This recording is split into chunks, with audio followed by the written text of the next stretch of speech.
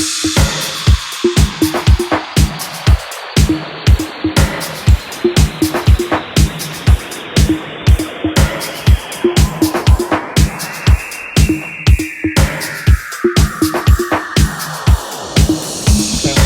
everybody, I'm Katie Knight and welcome back to Can You Put Me on Guestlist.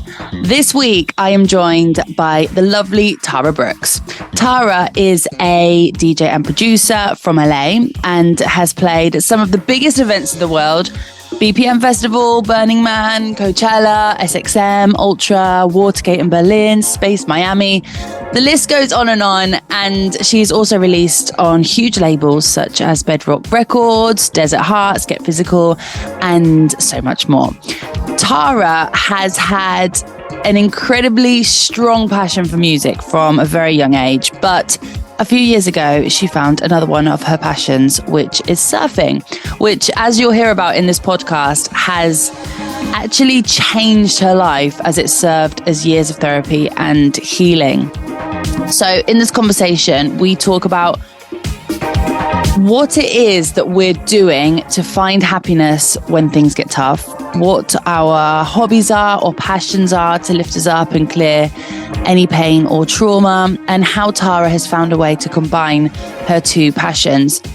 If, like Tara and myself, you work in this industry, just like a lot of other industries, not just the music industry, but you'll know how quick-paced and intense it can be. So I really enjoyed this chat because it just reminded me how important it is to find other hobbies and passions outside of work to avoid potential burnout and anxiety, which is something we do hear of quite often. So this was a great reminder that we need to take care of what we do outside of work to not reach that point. So I hope you find this chat interesting too. And a reminder that you can now watch this podcast on Spotify and YouTube. And don't forget to subscribe for more episodes. Thank you for listening or watching. This is Tara Brooks on Can You Put Me on Guestlist. My dog has just decided, he's had a bowl of food out all day long and he's decided to eat it right now as we start recording. Could you hear him? Yes. Oh wait, this meeting got it. Yeah. I can't hear him, but it just gives our meeting even more exciting character, I like sound effects. So bring it on. I can hear him eating his dog food through the microphone. And then the girl that lives next door, when she comes home and greets her dog like you've never heard anything like it. It's like high-pitched, full-on, I missed you so much. Every single day she comes back and it's so cute. And then you can hear him barking and so I can hear that's what I miss the most about, I love dogs so much. And with the travel schedule, I'm whenever I'm traveling and staying, so many friends that now that I've been DJing, just like New York or whatever, wherever my best friends are, I'm like, can I just borrow your dog for a couple of days? I know. It's the nicest thing coming home to a dog. Yeah, it is really. So I'm the auntie, but, and during COVID, I did adopt a dog. So I just miss having them so much. And now that everyone and the mom is on the planes with their dogs, I'm like, okay, I know that would be a lot of work because every time I leave, I'd have to sort out an extra thing, something that's really important, but it's so worth it. It is. It's so worth it. So are you in LA then? I'm in LA. Yes, it's sunny and perfect as always. A little, and actually, early. To be honest, it's cold. Yeah, well, early for my, for the DJ late night studio. Yes, not for normal people. It's always so weird. It's such a big time difference. Are we 9 hours in front of you? I think so, because now it is 10:09. Yes. Yeah, so 7:09 here. How's the weather over there? Do you know what? Today it's been really nice. The sun has finally come out because we've had terrible pouring rain for the last 4 days. But saying that, it's also been quite nice. When you just locked up at home, listen to the rain. It's been nice. I've kind of liked it. And then the sun came out and I was like, I could have probably done an extra 2 days of rain. That's so funny because anyone in the East Coast is like, hey, bring on the sun. But for us, we have a drought. And so it actually, the last couple of weeks has just been pouring here. And LA, we just can't handle weather. We don't know how to drive in the weather. We don't know how to, if it's 60 degrees, we're, you know, putting on our snow boots and the sun's still out. We are weak. It's really actually quite funny. Like I could do a whole podcast on making fun of LA people, but I'm from LA, so I can do that. So you are from LA? Okay. I'm one of those. Okay. Because I don't know why, that you had some British in you. Oh, I do. My dad's from London, so I'm half English, but I'm born in LA. Ah, okay. The best of both worlds. Yeah. So you've lived all your life in LA? Yeah. Well, Okay. I went to school at San Diego State in San Diego. Okay. Yeah. And how did you get into music? Where did it all start for you? Well, actually, so the fact that my parents were divorced when I was pretty much being born, I've always been going back and forth with parents. So I guess from the very beginning, I was kind of just traveling back through schools. I was always like the new girl, which definitely exposed me to a lot of different sounds and communities. And I think it wasn't when I was in my like a teenager, I was going to raves outside of LA, like How Sweet It Is, and these old school, like it was kind of DJ Dan, Doc Martin, Mark, like a lot of either San Francisco house and like progressive and trance. It's like everything was kind of all together in these raves, and that was my first exposure back in the day. And also, yeah, and then also working in then when I during, you know, later on in life when I moved to San Diego, went to San Diego State, I was working in the service industry, and that's when I was, you know, kind of exposed to the nightlife, and I found all these underground clubs. And in San Diego there wasn't much of a scene, I guess, but there was still, you know, there was still some good parties. And so I had a chance to, you know, get exposed to even San Francisco house, Chicago house. There was a nice little vibe for sure. Did you always want to pursue a career in music, or was it at first, was it just something like a hobby? Actually, I was married, and when and so my ex-husband was just at home, was a DJ for fun, and I was working in the service industry, so I was always going out. I was in college, so I didn't really know what I wanted to do, but my whole family is very musical. My mom, she sings, plays piano, the harp, and my dad, guitar. Like our whole family is always just very, very musical. So it just runs through our blood to have that connection to, you know, that to get something that's very healing and brings us life, I guess. And so I've always been attracted to going to concerts and live music. And it wasn't until, you know, I guess really was going out more in the San Diego scene, which is, like I said, pretty low key, but it was more about me going to the record shop and just listening to records. I wasn't DJing at the time, just getting lost in them.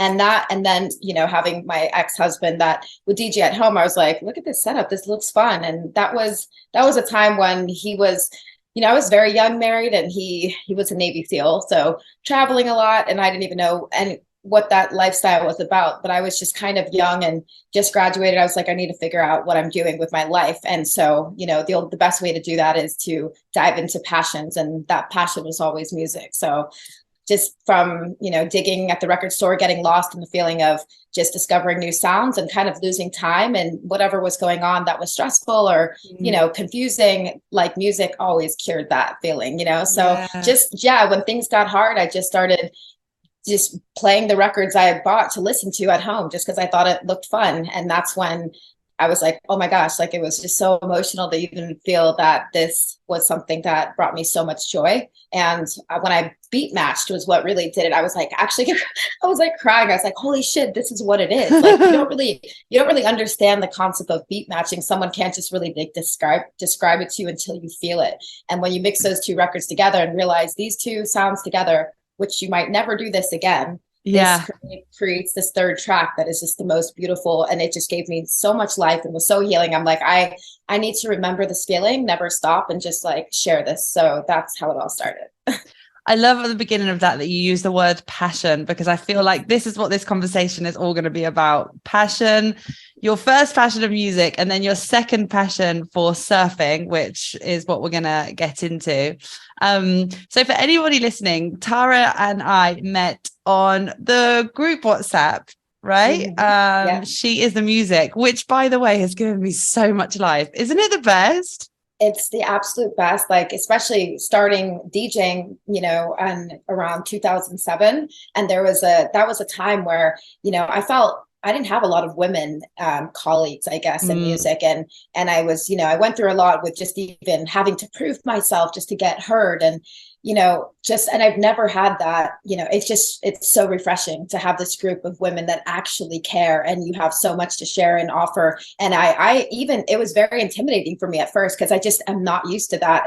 But even the last, I'd say 5 years, well, I guess before COVID, whatever, I've started to feel that love within women in dance music. And maybe it's just because I'm living in LA and I'm West Coast. I don't know. I'm sure it might be different other parts of the world, but I never even got a chance to really discover the amount of wonderful women producers and all of that until the last, I would say 5 to 7 years. And this group has just been everything to me. I've met so many people that I'm even went to Burningman with. It's just it's so amazing. I know, it's so nice. And do you know what? It really it blows my mind, or really has opened my mind, seeing how many different roles that there are in the music industry. Sometimes, especially here in Ibiza, for example, and I always say it, the music industry is a bit of a bubble. It's always the same people, and you talk to the same people, you work with the same people. When I started the podcast, a lot of the guests on my podcast were my friends or people that I knew. Because it's it's easy, that people to access easily, and people that you already know. And then when you have tools like this, and especially the WhatsApp group, I was like, wow, this has given me so many different ideas and has opened so many different conversations. And I met so many amazing women on this group. And the best part of it all is that everybody is from so many different places around the world, that wherever you go to, you bump into people from this WhatsApp group. I was even in Saudi Arabia in December, and I met a couple of girls that were from the WhatsApp group. It's crazy, and it's so nice. It's incredible. It is. It makes you it really brings the community together. Yeah, and I can't even keep up with the chat. That's how many wonderful women there are. And it's, I actually missed the LA. There was a meetup, I think yesterday, and I went to the last two, but somehow I've been traveling a lot, so it's hard to stay on top of it. But I was like, I can't believe I missed that. But to realize how many women, especially in LA, but like you said, in all walks of life within music. And the best part is somebody, anything we need, whether it's my EPK, or it's hey, connect over here, somebody's email from all over the world. It's the most powerful chat. And it's just so nice because, again, there was a time that, and it still is today, very much so, that we don't get that love and support. And so just like always, we have to do it our damn self. And to have this group, it's just so great to just, everybody cares, everybody shows up, and there's not this ego thing. It's just everybody is supporting. It's refreshing. It is. It really is. And here we are now doing this podcast together. Exactly. Right. Thank you. And big shout out, Jamie Sloan. Thank you for bringing me in the group. She's been amazing. Oh, she's so sweet. I met her in Ibiza last summer, actually. She's so lovely. I love her. Yeah, and when she was in LA, she stayed with me for a couple of weeks. I was like, "You want to just stay forever?" I was like, "This is working." Have you known each other for a long time then? The funny thing is I kept noticing her for the last many years on all my emails for different events, and I'm like, who's this one woman that from Desert Hearts, from all these different festivals, and I'm like, I need to get to know this girl. That I finally, the funniest part is last year at Desert Hearts, I met her in the bathroom. And that's it's the porta potty party, but an actual bathroom. But it was just so nice. I was like, wait, that was that was the icing on the cake for sure. And we've just been very close ever since. She's been extremely supportive, and she's amazing. She is. She really is. So before we get into what we're going to be talking about today, your passion for surfing and bringing these two passions together, just to go in a little bit deeper about your career in music and how you started out. Where were your first gigs? And you said you started DJing in 2007. Right. That's when I picked up my first record. And then because I think the beautiful part of living in San Diego, working in the service industry at that time, is I was already working at bars and in restaurants and clubs and stuff like that. So they were like, yeah, come on. You want to practice during the dinner set in this lounge? And I was like, yeah. And I'm like, that was the time when a lot of people were actually switching to Serato. And I was like, no, I have my turntables. I have to get the, vinyl is something that feels so good for me. So I was just dragging the record crate to different gigs in downtown San Diego. And that's when it all started. That's where it all started. And then when did you start surfing? That was at the Penn. Well, I took a couple lessons like over the years because I snowboard and skateboard a little bit. It was something that I always wanted to pick up, but it's a lot of time and energy and dedication. So it wasn't until COVID I do a lot of hot yoga studio boot camp, all intense classes. And when they shut that down, it was like, and then, they don't even want us to go outside. It's like, what do you want us to do? So I said, you know what, and some good friends of mine actually surf as well. So I had to go on their schedule because some people were still working at home and had like normal hours. So I went from staying up till 4 a.m., working on music to, I better be there at 6 a.m. dawn patrol or I'm going to be on my own. So that was, so I would say. How was that change for you? Sorry, just from going. No, you're good. That must have been like somebody that, is in the studio late every single night, works nights, and then all of a sudden doing this full change at 6 a.m. It's like but your body clock's changing totally. It was rough. Yeah, it was rough. And it, just like anything else, it takes time to adapt. I mean, I think the harder part is like for going so many years, traveling every weekend, and you're always in a different time zone. So I actually was pretty good. I wasn't really the one to get jet lag. I just adapted to everything because I'm never somewhere long enough where I know what the hell is going on with the timing. Yeah, that's true. But that, just when you're at home for that long, then all of a sudden your body clock is changing. And I was like, I kind of like getting up earlier. Wow, this is kind of cool. There's like daylight and, no, I'm just kidding. But yeah, so that was, it took some time, and it was freezing. I'm from LA, so everything is cold. If it's not cold anywhere else, it's cold here for us. But yeah, so that was it was beautiful in a way because I was getting up, I was seeing the sunrise, and and it was scary. It's super scary, but I had to push through. I've only done it once and I found it so scary, really scary.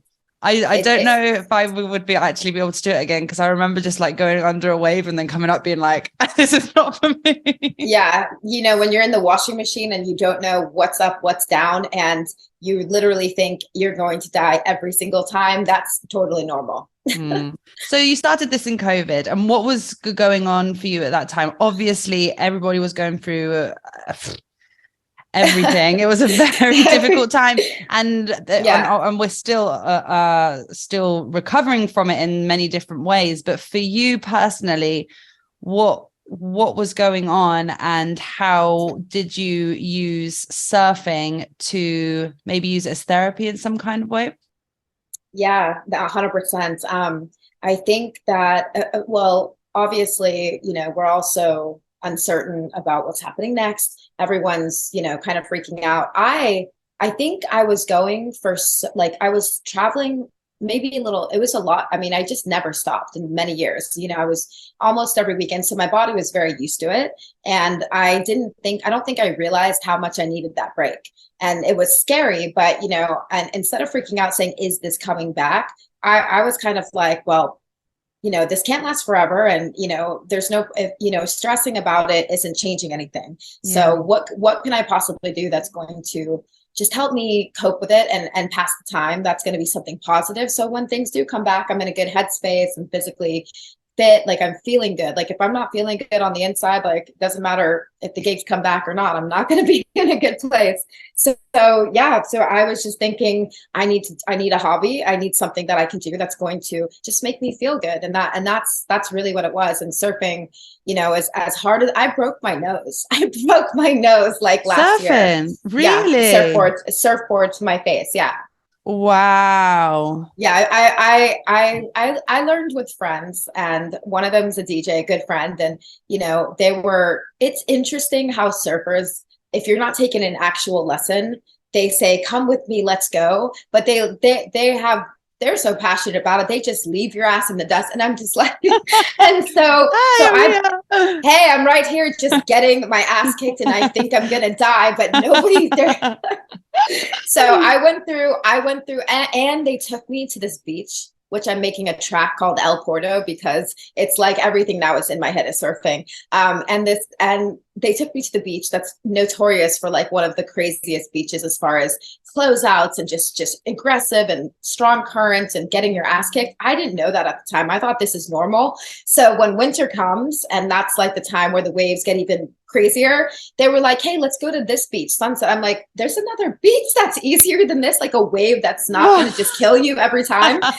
So the big lesson with that is, you know, looking back, I hated them at the time. I fucking hated them. Yeah. And it hurt. I was literally walking out of there bruised and just terrified, like just washed up on the shore. Like I'm not even being dramatic. I literally thought I was going to die many times.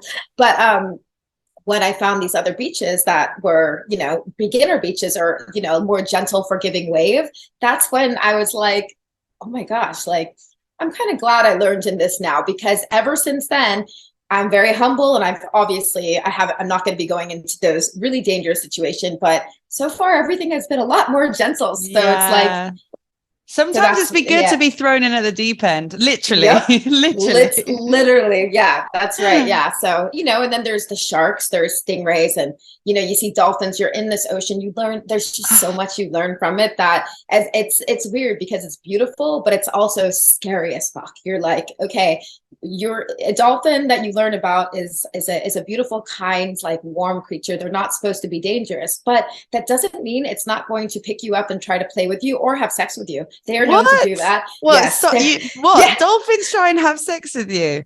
Not me. No, yeah, not you. Hopefully not. But like, yes, they are, yes, they are those playful creatures, but they are pure muscle. So, you know, when you see them, oh, there's that cute dolphin, and they're actually, it's fun to watch them. They're swimming by the surfers, and, you know, they're this beautiful creature, but they're still 800 pounds of muscle that even if they just try to play with you by accident will kill you. So it's a very humbling experience of being out there. And also, then you want to learn. You don't want to just be ignorant in the ocean. Like, I had to look up last year, wait a minute, what do I do if I see a shark? Obviously, I want to run the hell away from it, but there's certain ways you do it. Like, if you cause a splash, you know, you're going to maybe, if they see your fear, they're going to think you might be something to eat. So, you know, for the most part, most sharks have grown up with the surfers. So they're not, you know, they've grown up in that area. So we're not a threat, where they know that they're not even interested in us. But obviously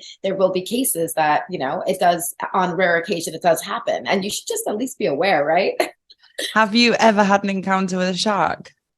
Not yet. I have not yet, crossing fingers. But what's interesting is there is you should look it up sometime. I'll send you. Well, I have not watched it because I don't want to. Yeah. But okay.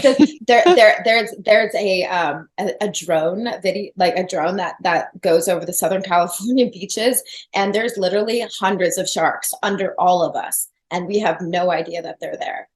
Oh, you just gave me goosebumps. They're there, but like, honestly, the more that I learn about them, they really are. I mean, thank goodness most of them are babies. I mean, I'm small. They could probably eat me if they wanted to, but yeah, they're generally, they're not dangerous. They're looking for food. They don't want that's why if you hear about a shark attack, it's, you know, they've taken a bite and they're like, no, this isn't for me, you know? Yeah. So they're just these wonderful, beautiful creatures. We are in their home. So, you know, it's just something to be, just your awareness in the ocean, out of the ocean, like it connects so much to everything else going on in life. That's one of the things I love so much. Yeah, that's beautiful. I'm sure there's so many different things that you can find from doing surfing that you can then use in your everyday life, different learnings and different lessons. Mm-hmm. Do you think that if COVID hadn't have hit, would you have got into surfing?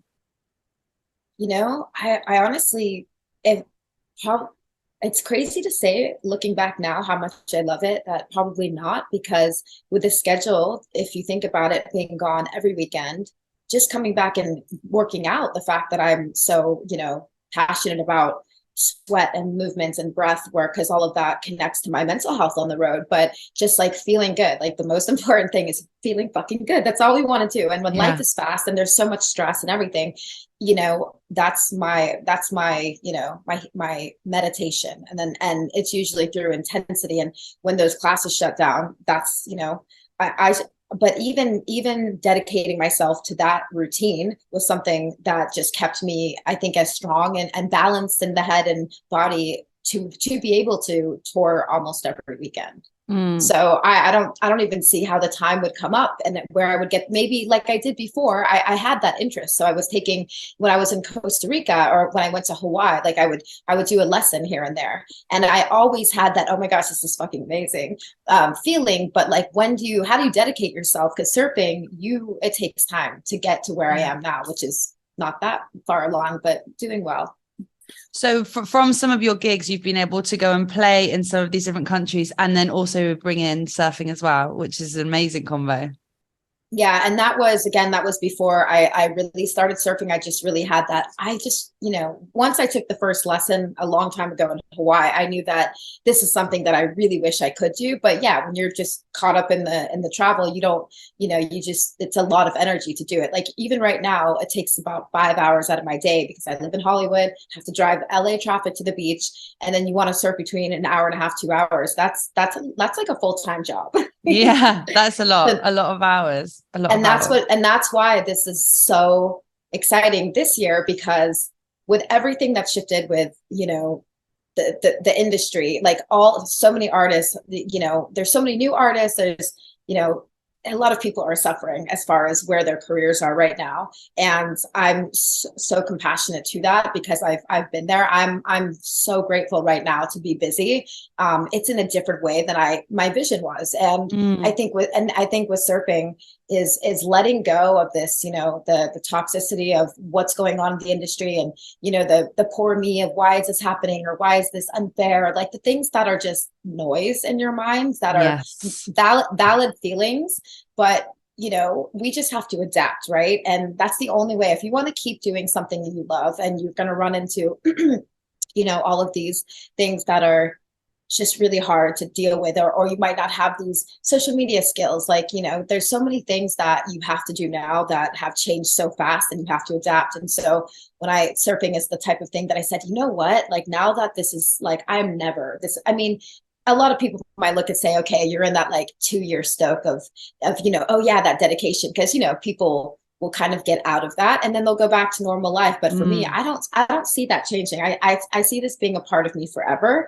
And so I said, well, I love DJing. I love surfing. The DJ lifestyle is very hard to give you as much surf and dedication with that. But how can I put these two things together? So my goal this year, like while things have been totally up and down, right, the last couple of years, and I'm super grateful that all these great gigs are coming in, but my main goal is how can I put DJing and surfing together and do a little bit more awareness with that, you know, like, I mean, when I play in Costa Rica, so wait a minute, there's all the beautiful beaches there. So right now I'm currently connecting with amazing people that I've played for or who they are connected with that can bring me to DJ and surf destinations, but also bring this awareness of how can we make it even more meaningful? How can we, you know, inspire the music community or just the community where I'm DJing to get more involved within music and surfing and ocean awareness, mental health. I want to bring them all the worlds together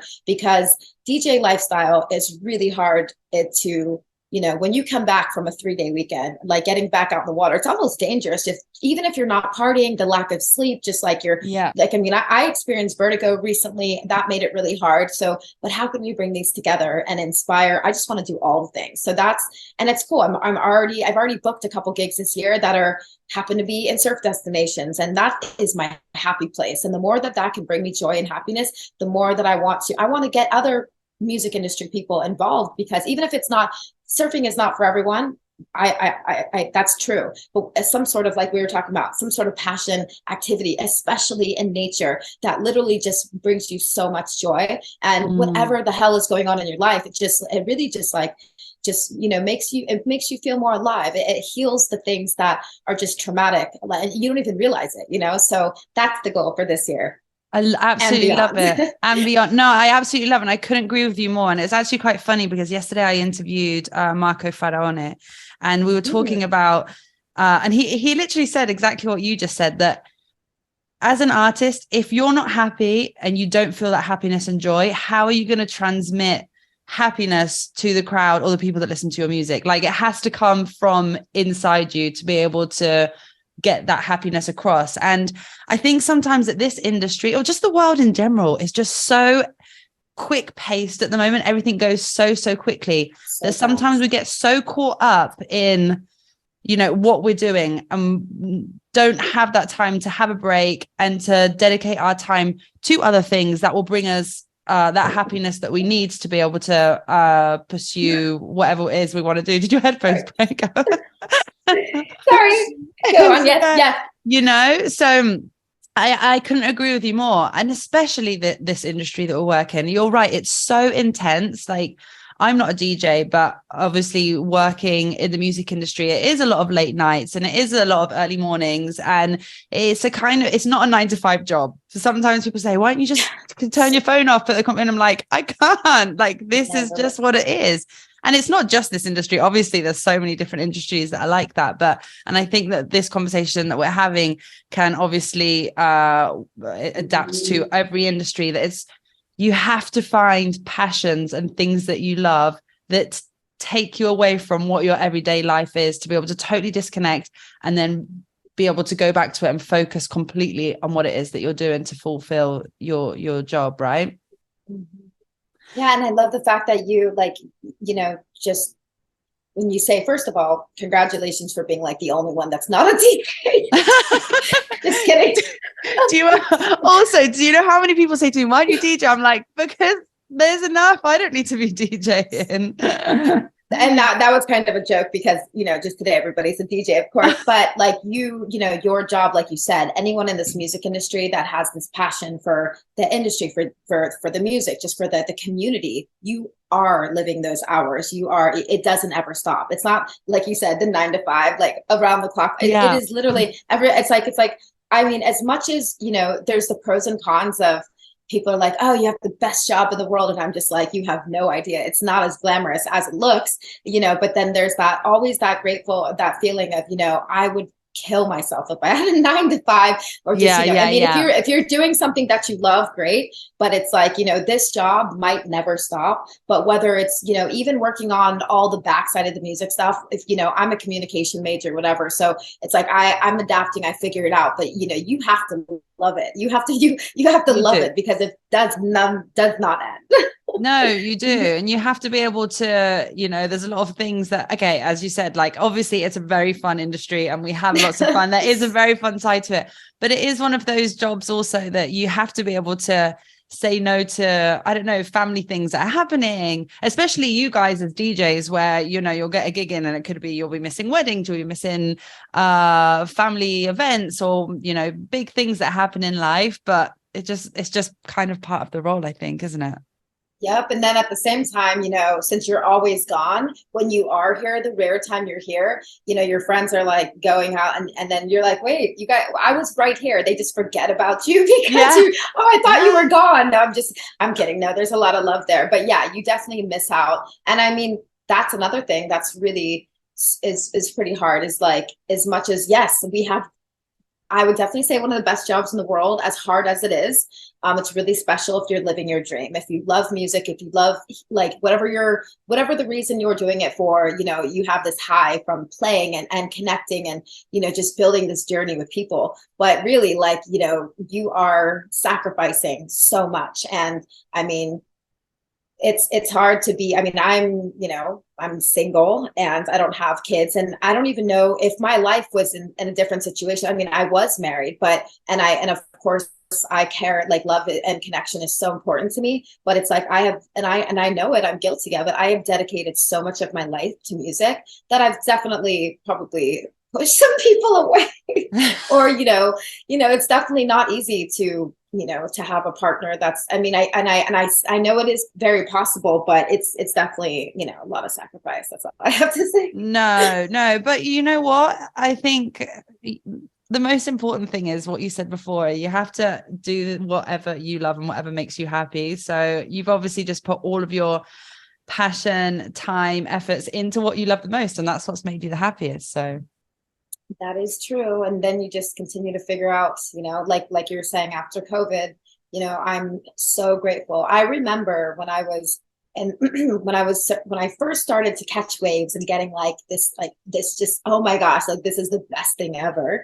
And then actually when you're starting to learn things, and instead of just getting pounded by the inside, I'm getting stronger. So I mean, upper body strength is not something women are just are born with. You have to really build that up.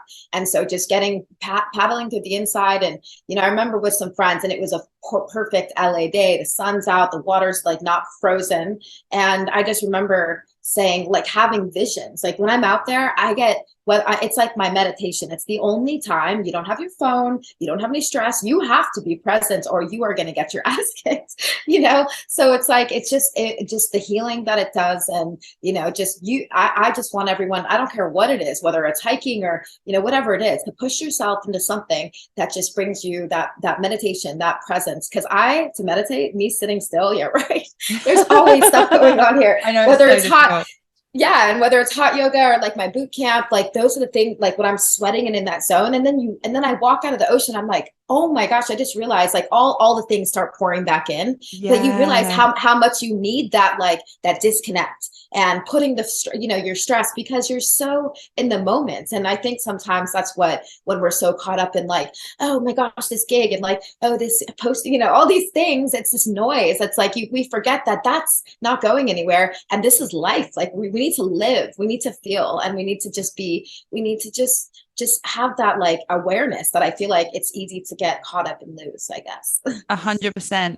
I've never really thought of surfing that way as you said it, because it probably is like one of those things where you actually really, really do have to be so present. Because like, okay, if for example, if you do yoga, okay, you obviously don't have your phone on you, but sometimes when I'm doing yoga, I'll be like, okay, I'm following what's going on, but I'm still kind of thinking about what I have to do later, or a conversation I've had earlier, just because I'm copying what the instructor's doing. But when you're out surfing, you're by yourself and you need to figure out what you're going to do. So then you have to be very, very present. So I understand what you're coming from there. And I've never really thought about it that way, but it must be like very, very helpful to then be able to be in the moment in other situations as well.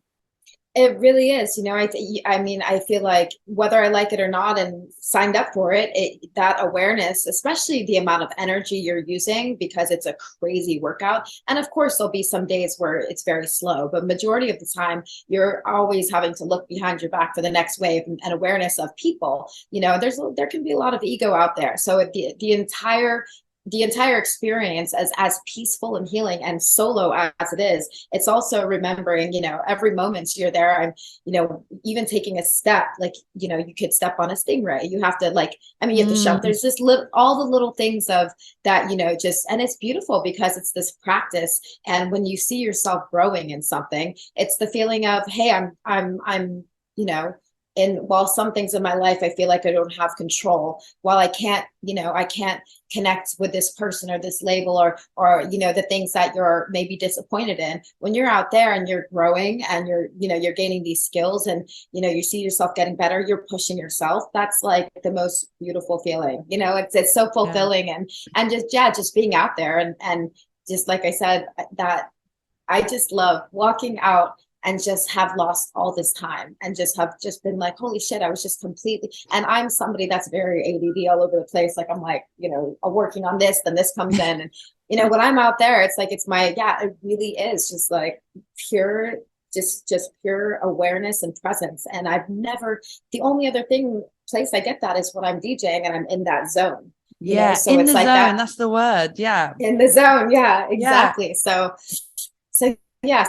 So that's why, it was kind of hard, because at first when COVID started to lift and we started playing again, I was just thinking, okay, I got this. I'm going to like studio during the week and surf as much as I can. And then on Friday, I'm going to go surf and then go straight to the airport. And then I'm going to go to my gig.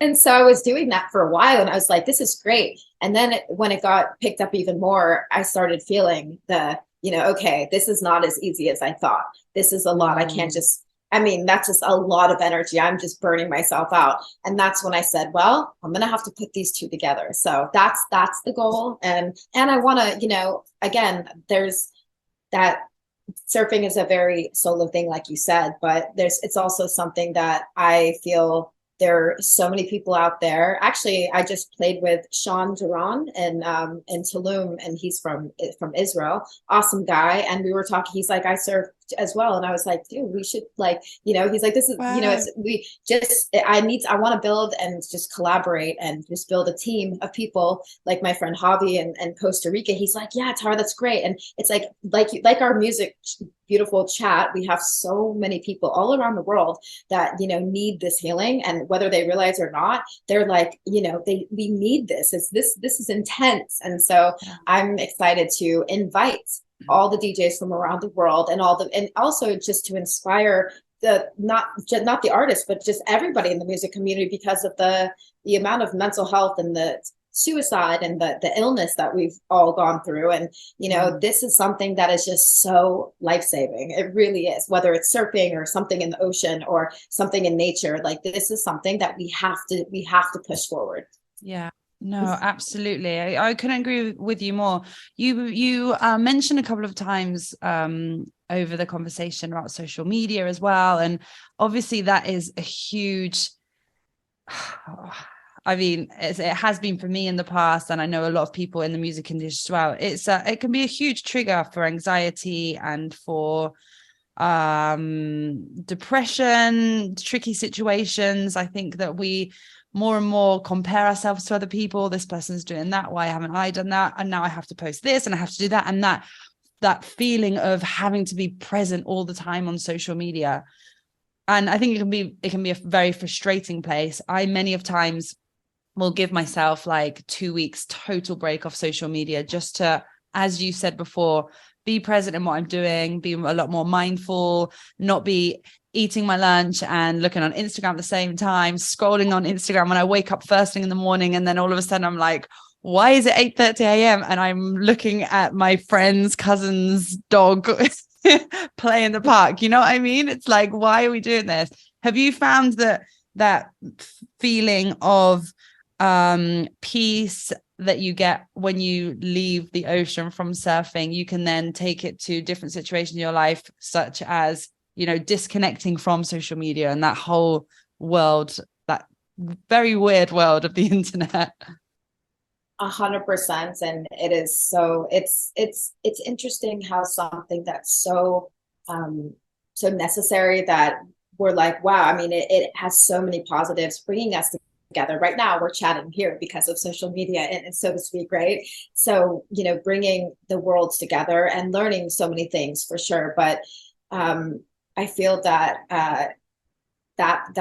when I get out of the ocean, the first thing I don't think about is, oh, let me check my Instagram, Yeah. And you're so right. Like that, I think that's been, I'm definitely someone who's super guilty of just letting it kind of over COVID, especially, destroy me. I wasn't I did a lot of enough live streams for like Beatport and Insomniac. I was really grateful. Life and Death, like we did some really cool Twitch stuff, like to make it fun for people.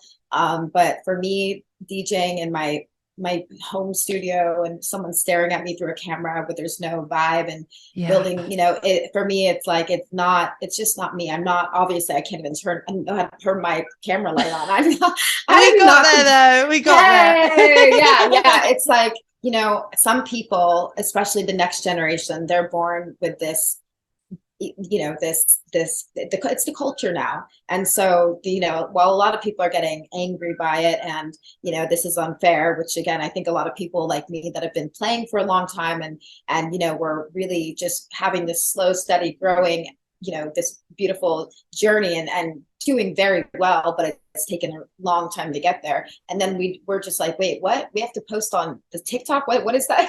There's all these things that, that it's like, wait, there was a moment there that we just had to DJ and like before when we started the interview, like we didn't need to do these things before. Right. I was like, wait, like I have to just, I thought, when I sent you my music and you liked it, that's how I got to play. Now that ship has sailed, and the music, in my opinion, for my music at least, is not as it's not the first thing they're looking at to choose you for these events. And it's a popularity, and I think that the social media world, as great as it is, and I'm so happy for all the positive connections I've made and the collaborations and surfing stuff. Like, I just reach out to someone. I'm like, hey, I want to go surf there and learn everything. I have like a 25,000 person women's surfing group online. So I'm going to Bali. Cool. Well, here's like, yeah, same thing. Yeah, it's incredible. Wow. But yeah, the toxic part, like you said about the comparison, like that's the worst, because a lot of it has, it's money, it's a powerful team, strategies, marketing, and just not everybody has that. So all that, and then you start to feel insecure. You start to feel bad about yourself. I'm not doing enough. And, you have to literally, your new job is not just to make music. It is like to market yourself in a really strategic way. And a lot of people, I think, got very hurt by it, very angry by it. And a lot of people aren't even making it right now because of that. And it's hurtful to see that. But after going through the ups and downs of like, what the hell is really going on, I just said, we have to adapt, and we have to do it authentically in the way that feels good for us, where we're still, if this is your passion, you have to keep going. But in order to do that, by doing these activities, which you think, oh, I can't take all that time, why I have to be on my social media. No, doing that, like you said, is what gives you a reset, and it gives you this refresh of, okay, back to the badness of social media and having to work hard there. But when that gives you the balance. And it also, when you're done with that, you've used so much energy. You are just so happy. Everything is like, I don't give a fuck about anything anymore. Yeah, no, of course, 100%. Carefree attitude after that. And of course, just like anything else, it is a daily practice of, even when I'm done surfing, I get into the LA traffic. Am I just perfectly like do? Yes and no. Like you're still a human being that's sensitive to things, but you are so much more relaxed. You are just, all the things that were so intense and they're nonsense. It's nonsense. Like when you find that happiness and that joy that just lifts you up, and everything is better. Yeah, the best part is you just don't care as much about the wrong things. And that's something that I want everybody to experience, because if you're just walking around with this anger and this insecurity and anxiety from I'm not doing well enough on social media, and this is what I have to do to survive, then it's like you're gonna be miserable. And that's why I encourage everybody to just, whether it's the ocean or like you hiking or something that's some sort of intensity too, like push yourself, challenge yourself, then you're gonna have this feeling of, holy shit, like what I'm doing. Like you're to learn surfing as an adult, or to do something that is just so out of your comfort zone, that gives you this inspiration, this belief in yourself that, holy shit, like look what I can do, what else can I do, and all the things you never thought you would be bringing into your life, or shifting even your dreams and your passions, whatever it is, they can come together and create something amazing. Absolutely. No, you're 100% right. I think as well, there's something about being surrounded by nature and, totally disconnecting from the outside world and just being like, again, in the zone and doing something that has absolutely nothing to do with what you do on a daily basis. I think it's just so important. Like, as you said, even if it's just for a walk or go for a hike, but when you do something that really pushes yourself and you're learning a new skill at the same time, then it's a winner.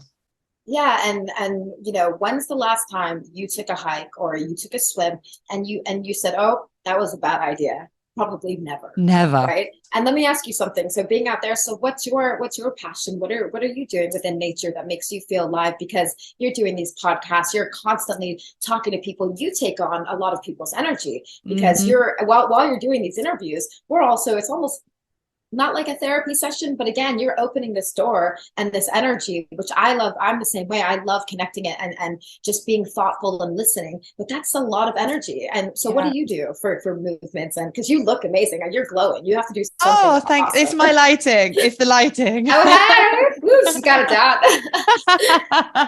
I love running. I absolutely love running. I've always been a runner since I was quite young.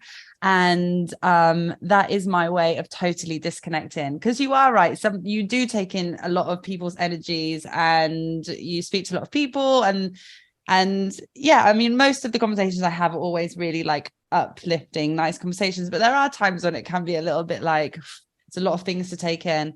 But my way of disconnecting from everything is putting my headphones in, listening to either a podcast or a playlist, and switching off from the rest of the world. And also giving myself goals. I set myself a goal to run a half marathon in December around the pyramids in Egypt, which was wow. yeah. So I was at the end of the season. Obviously, here in Ibiza is so intense from April to October. It's just like full on nonstop, no days off. And I met somebody in Egypt, I think it was around September the time, and she was like, my friend Amina, who is amazing, she said, we're doing this half marathon around the pyramids. I'd never been to the pyramids before in Egypt. It was another goal of mine. And I was like, you know what, to end the year like that is going to give me something to focus on, something to train for. And it was like one of the best things I've ever done in my life, like reaching that goal at the end and running and thinking, okay, after this crazy season I've had, because it has been so full on, and knowing that I've actually reached the goal and worked for it, there's nothing more satisfying than that. I love that. That's so beautiful to hear. And I was literally going to ask you, so have you done a marathon? Like that was going to be, and that is the most amazing thing, because then outside of our work, outside of the things that we love, and that this is our obligations, just to have that, that passion. And I am a terrible runner, but when I said, okay, I need to push myself into this. I'm like, whether it's genetic or not, long time ago, I was like, I just can't run for very long.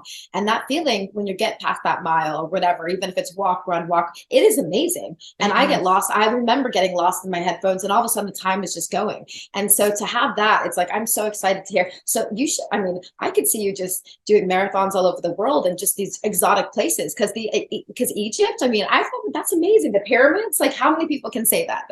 Cara, honestly, after doing that, I was like, this is something that I want to do every single year. Choose a destination and do a half marathon. And hopefully one day I'll get to a marathon. But I found this website, which I can't remember what it's called now, but I'll link it into this podcast.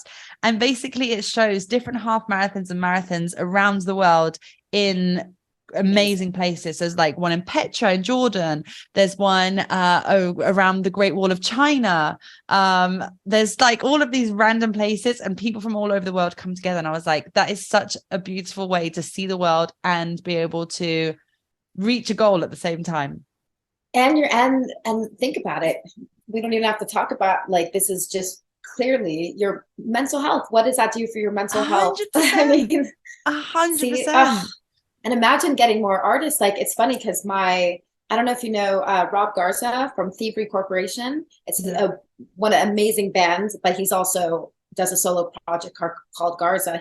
I just recently did a remix for him. He is awesome. His assistant manager, Lisa Denise, who I just met in San Francisco, she is training for a marathon in LA. And just the amount of dedication outside of her own work with Rob, her artwork that she does is just, it's incredible, because, by having those goals and that focus, okay, I can't go out this late, and you're doing something so good for yourself, and it helps you to mentally survive in like the industries that can be a little bit more cutthroat, and just that feeling of I am doing a fucking marathon, and and like the shape that you're in. I just feel like also another thing that's so important. Could you imagine if you had like a DJ, like music industry little marathon? You should be having these little runs, organizing them. I would go with you. I'm terrible at running, so just knowing that you're going, I would go with you. I will go with you. Yes, maybe I'm gonna go with do you. It.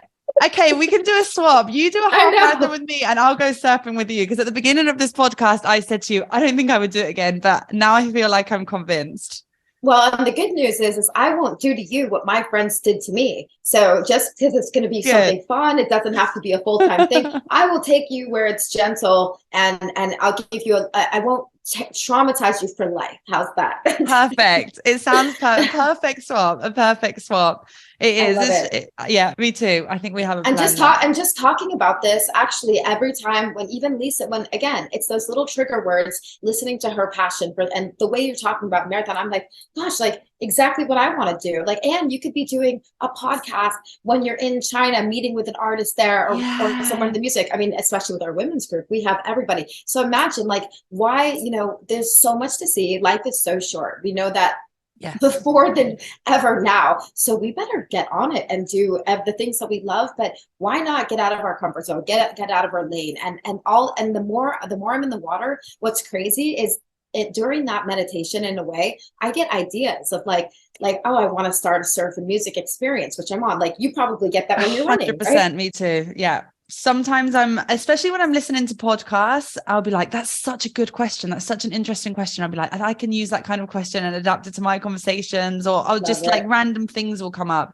There's also a really interesting thing that I love to do with, getting out into nature and sports in the music industry. And that is the ride from London to Amsterdam dance event that they do in October, ADE.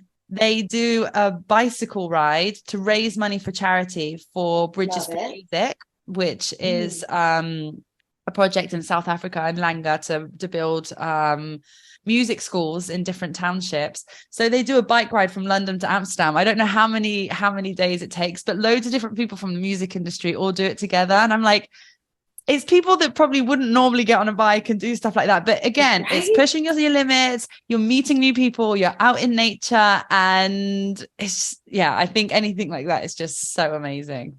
I love that. And I think one of the reasons something like that and you're running and, is so important is because this, especially being an artist, whatever, traveling as much as we do, you're around people all the time, but it can be very lonely.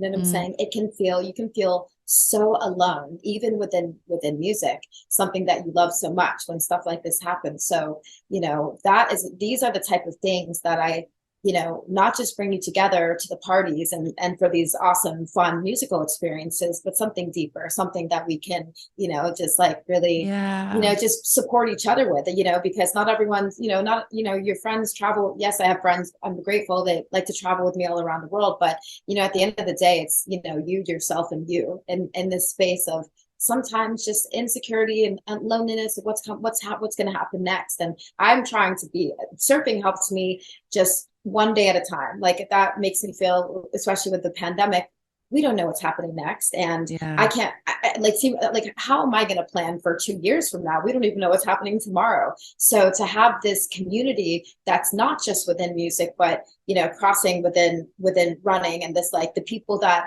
and there's so many more people in this music industry that probably don't even realize that they need this. And so, I love this idea of, you have inspired me now. Like I said, gosh, I've never done a half marathon, and why not? Try something new. That's the thing. Yeah. Sometimes we're so afraid to try new things because we're saying, I could never surf. I could never do that. Trust me, if I can do it, anyone can do it. What did I start off the podcast saying? And now I wish I hadn't even said that, because now after this conversation, I see it in a totally different way. And now I really do want to try it. 100%. Perfect. I love it. Well, when you come to LA, I'll take you out. Okay. Sounds good. It sounds perfect. I love it. Oh, I was just going to say something to you and I can't come off my head now. What was I going to ask you?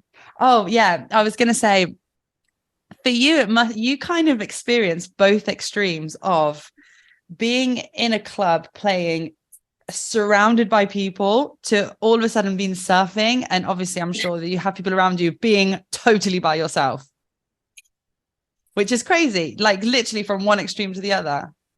It really is. But I guess it's nice to experience, but it must be so, like, I don't know, strange in a way sometimes from going from one to the other. It really is. It is. Especially even taking the classes, you have so many people, and together. But it's really like, obviously when you're surfing for the first couple of months, you want to be with people. Actually, anytime you walk into the ocean, unless you're, some pro or an expert. I think I got to the point with surfing where I was like, okay, I know what I'm doing now. I have a little bit of comfort enough. I have the awareness that I'm not waking up at 6 a.m. anymore. Sorry. So then, I'm the especially when you're in the music industry and you have this personality, I whenever I go surf, I always go where there's people, because you don't want to be out there completely alone, even if you don't know anyone. And I'm also a friendly person. So even though there can be some people that have the egos out there, having that awareness in the ocean is the most important thing. But I have actually made so many friends in the ocean. And the best part is it's only been, I'd say, like maybe once a month that someone was like, hey, are you that DJ? Like, Really? I was like, it's not very often, which is awesome, because then you're just there. Yeah. You're just there surfing. Like, doesn't matter. Like, I'm just this, we're all the same out there. It doesn't matter like what your job is, anything. And so I have this beautiful surf community now that's growing. And now I surf with these friends, and, we have more activities together. Wow. But yeah, there's something, but it is like that. Every time I go out by myself, it's, there's always everything. It's never like, oh, hey, I got this. It's always this humbleness of like, okay, it's a little bit scary, but then I get out there and I'm having like the best time ever. Or I get out there and I say, okay, this is rough for me. You have to know your limit. This is push yourself, but also don't, know your limit. So I've definitely went in and walked out. What would you say to anybody that is in the music industry, well, in any industry really, but is maybe going through a bit of a difficult, hard time at the moment, and hasn't yet found that passion to take their minds off of their daily life or daily worries? I mean, I think the hardest thing is, when we're so locked into that feeling, that sadness, and also like, you're also just trying so hard to do something, to succeed in something, and you're not getting there. And you can't mentally let go of working on those things. You think time, you're just going to get left behind. And that was me.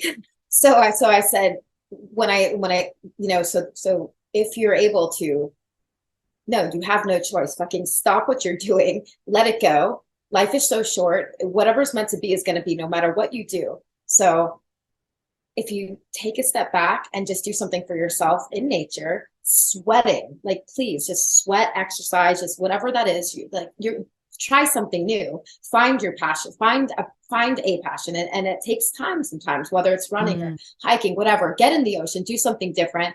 I swear, that time away that you think you need to be working and you're not in this good place, that inspires your work. It's like they go hand in hand. So we're so afraid to let go of something we're working so hard on. But the biggest lesson for me was I could not stop trying so hard to just be okay within music. Like, I had to keep pushing, keep trying, because I'm just felt like I was losing this. Like, the agents change, all these things change, and you just feel like you're losing something. But the only thing you're losing is yourself and your happiness. Yeah.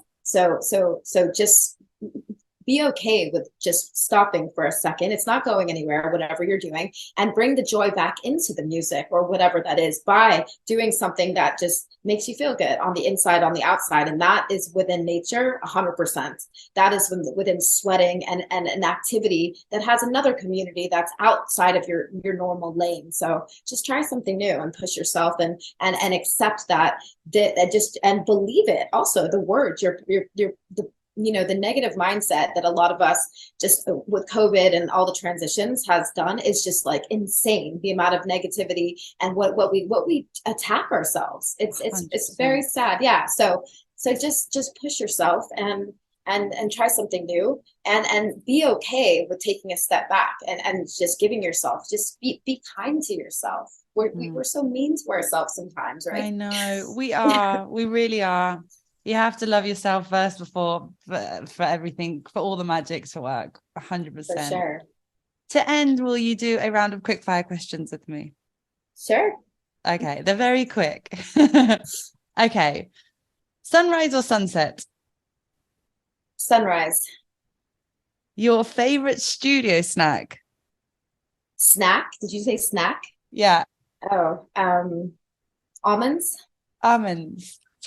The last thing that you Googled? That was I something on sharks. Actually, something very interesting that I'll share with you later. Sharks. And watching people push a shark's nose away when you come eye to eye with them. Very interesting stuff. Do I want to watch that though before we do surfing? Maybe you do, because because when you see what they're doing and how if you have you learn something about who they are, what they want, you can actually save your life. But coming eye to eye with one, and what are you doing? You're pushing the nose away from you're pushing a shark's nose, and the shark goes the other way. Yeah. Wow. Interesting stuff. I'll share more later. Somewhere that you haven't played yet but would love to play at. Ooh. Definitely. I've, believe it or not, I've still not played in Amsterdam at the ADE events yet. So Audio Obscura, there's some beautiful events there for sure. Somewhere that you would like to surf where you haven't surfed yet? Bali, 100%. I'm working on it now, so it's in the works. So it's coming. It's coming. It is coming. Yeah. You can get in the studio with anyone. Who would it be? At this very moment, I would say Ashy, who's Joseph Ashworth. And so incredible. There's so many of them, but that's where I'm right now extremely inspired. Yes. And finally, because the podcast is called Can You Put Me on Guest List? Do you have a guest list rule? I do. It's 100%. Please don't hit me up the day of show and the night of show. And there's actually two, if I can give you the second one. Yes. Especially when it's the sold out shows where you can be, you have just a couple spots for your friends. It's you're playing with Carl Cox, it's sold out, and then these people you don't even know are just blowing you up for guest lists. So that's a no as well. That's been a common response to this question. Most people don't hit me up on the day of the event, because I think that's a lot of people do. You've had 2 months to do it, but yeah, of course, exactly. Exactly. To end, is there anything that you're working on that you can share with us, or anything that you're really looking forward to in the next few weeks? Oh yeah, well, I have I have a remix for Lee Coombs coming out next month. Oh wait, this month, are we in February? Yeah, we are. Today is the first day of February. Can you believe it? Well, yes and no. Time is just flying by. So yes, and it's 11/11 here. Make a wish. Oh yeah. And then yes, I have about an album's worth of music that's pretty much almost finished. Some of them, sometimes music is never finished to us, but you just have to close the door. But it's I've been rebuilding going through this major evolution of my genres of who I am, my identity, everything. It's interesting because everyone's like, what, like genre? I play so many different styles and I produce so many different styles, but I'm finally honing in on more of my identity. Everything sounds, you can hear me in it, but the genres are just all over the place. So this album worth of music, which I'm not sure if it'll just be an album or sending them out to different EPs, but it's really, really special. A lot of break beats and acid and soulful and funky and disco, but also melodic and ethereal. It's just all over the place, but it's me. Somehow it's me. So there's that. I also have an amazing collab with Hannes Biega. He's just one of the most kind, wonderful people I've ever met in my life, and so talented. And I have Harry Golden's vocals. So once I started this track and then we shared this collaboration, it's awesome. And so we're sending that out now, and hopefully I can get back soon with where it's going. But yeah, just a lot of different projects, and working with Lee Coombs. He's been giving me some wonderful, his mastering and engineering is amazing. So he's been definitely helping me out with little production tips that are small game changers that are just, I've never really had a mentor, Yeah. So, where I am with everything, which is great. It's about taking that greatness and making it world class. So that's kind of where I am. Just a lot of new music to come. Oh, exciting times. Tara, it's been so lovely to chat with you, and I really, really loved this subject, talking about this and everything you're doing, and for really making a change, not just for the music industry, but anybody that's listening to this. So thank you so much for creating awareness and bringing this conversation to my podcast. I feel really grateful to have met you and to have had this time with you. No, thank you so much. Yeah, and I'm so excited for your journey. I want to hear more about your running destinations. And, Yes. you know, there's so much, this is just, everything just comes together. So I'm so grateful for you having me. And hey, anyone that's listening, that's surfing or, you know, wanting to get more into it, please, you know, reach out to me. Let's do something together. You know, life is short. Let's go, you know, let's do it. Do it. And we have a half marathon and surfing to plan. So yes, I love it. Me too. Tara, thank you so much. Have a really lovely day in LA. Thank you. You as well. Thank you so much. Bye. Bye.